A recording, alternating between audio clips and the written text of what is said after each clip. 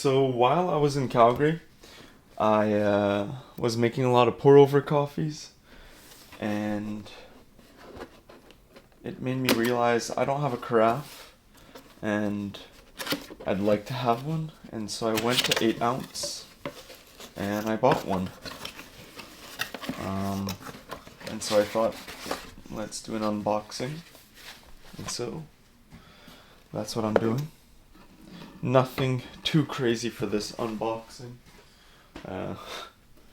It's kind of ready to go out of the box, but this is it.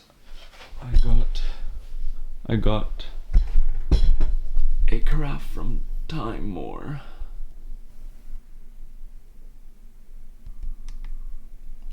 There you go. So let's try making a pour-over. I've never really made pour-overs here in Montreal because I always just make espressos. So I haven't really figured out the best setup and layout of my things for making a pour-over. So bear with me here. It might be all over the place, but I'll definitely start making pour-overs more often, because I actually really enjoy the process and they taste good. And they're also a lot more forgiving than espresso. Espressos, if you're a little off, if you didn't I almost made a mess. If you didn't properly distribute your beans, if you put too little, too much, if your grind size is off, your espresso is not going to be that great. Whereas with pour-over, even if things are a little off, the coffee's not that bad. I set the grinder to pretty coarse.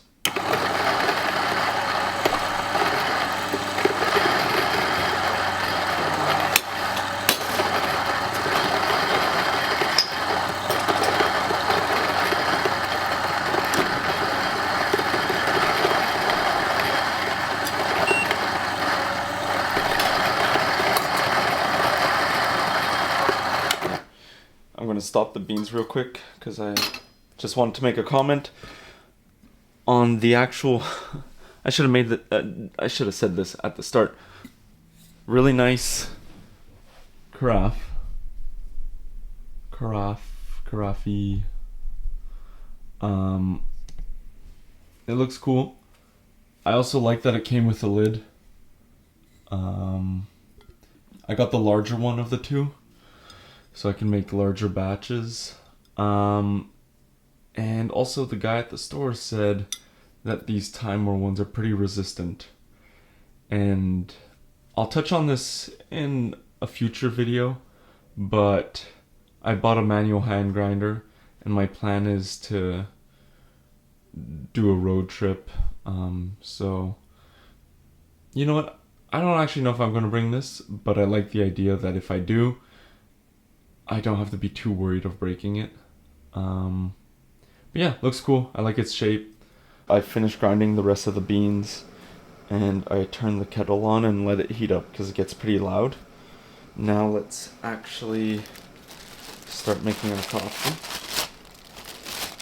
Actually, we're not even going to start making our coffee. We're going to set up the coffee.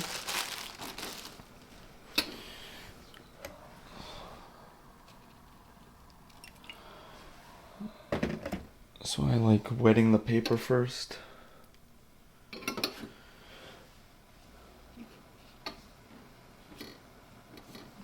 guess we should take the lid off.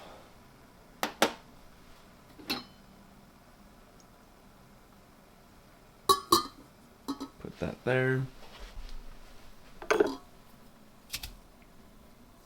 Throw our beans in there.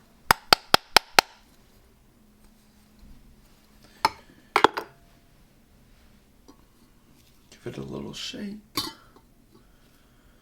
I've seen some people use their WDT. I find that's a bit overkill for pour over, so I'm not gonna do that. Let's put a little hole. It's not looking coarse enough. I probably didn't set it too coarse. Nope, I did not mean to do that.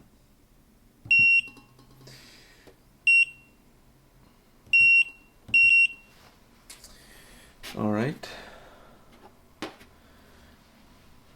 Everything's ready. I'm gonna change the angle again. All right.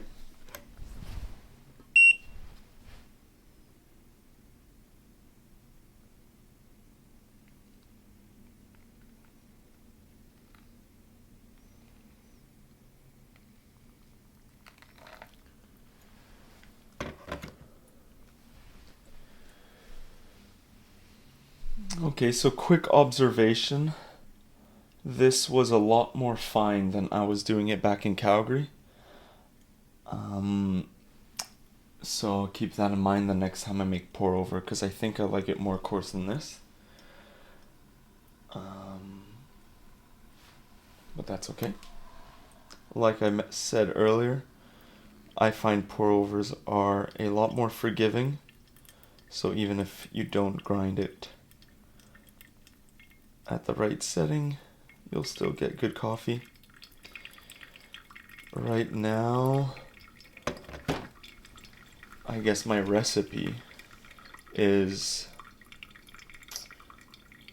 well, I grounded 26 grams of coffee, and then I aim to put about half that amount in ounces of water, so 13, and then I split that up into 3 ounces of water, then let it sit for 30 seconds, then another 5 ounces of water, let it sit a minute, and then the remaining 5 or 6 ounces, and then I just wait.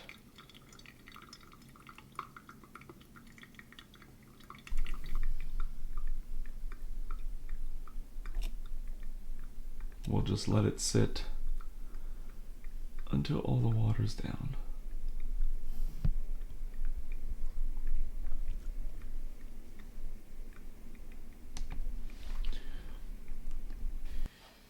So now, let's remove this.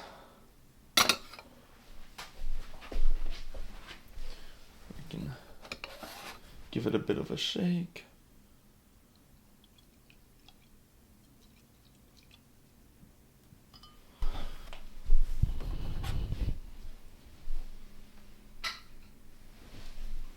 Let's just pour the coffee already. That's all we want.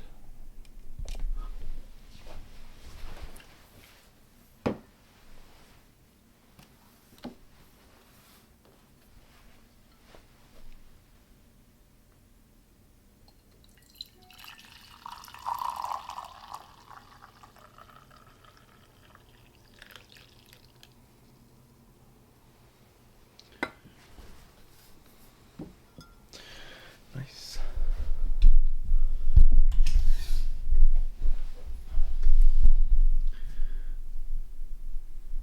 There we go. We got our cup of coffee. Wait. I mean, this just seemed like an extra step, but, you know, if I was sharing, I could have served coffee for 2 people. Or made it for 2. Or 3. I could have shared. It's good though. And it's more aesthetic. I don't know. Okay. Let's end this video.